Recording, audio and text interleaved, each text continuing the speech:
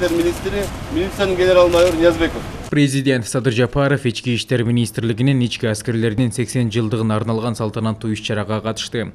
Анын алкагында мамлекет башчысы өзгөчө ардак белгиси, аскердик намыстын, эрдик жана даңктын символу катары көжүрмөн туусун ИИМдин ички аскердик бөлүктөрүнө тапшырды. Президент аскерлерди көжүрмөн туунун тапшырылышы менен куттуктап, 80 жыл мурда түзүлгөн ички аскерлер кызматы бүгүнкү күндө дагы өлкө аймагында ички коопсуздукту камсыздап, элибизге тынчтыкты жана бейпилдикти тартуулап, стратегиялык мааниге ээ болгон мамлекеттик маанилүү объектилерди эле кайтарбастан, коомубуздун жаркын келечегине коркунуч туудурган ар кандай чакырыктарга каршы алгылыктуу күрөш жүргүзүп жатканын белгиледи. Садыр Жапаров ички аскерлердин көжүрмөн даярдыгы жакшы жана аскердик духу күчтүү экенин кошумчалады. Президент белгилегендей, министрлер кабинети тарабынан Кыргыз Республикасынын айрым категориядагы аскер кызматчыларына акчалай көмөк көрсөтүү жөнүндө токтомунун долбоору даярдалган. Ага ылайык 1 октябрдан тарта Ички иштер министрлигинин ички аскерлер кызматынын аскер кызматчыларынын эмгек акыларын 40%га көтөрүү пландаштырылууда. Ошондой эле Ички иштер министрлигинин ички аскерлер кызматынын аскер кызматчыларынын өзгөчө шарттарда кызмат өтөөсүн эске алуу менен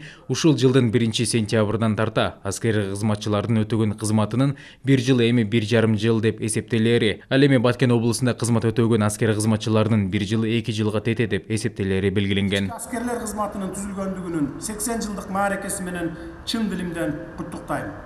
Дагы бир жолу майрамыңыздар менен.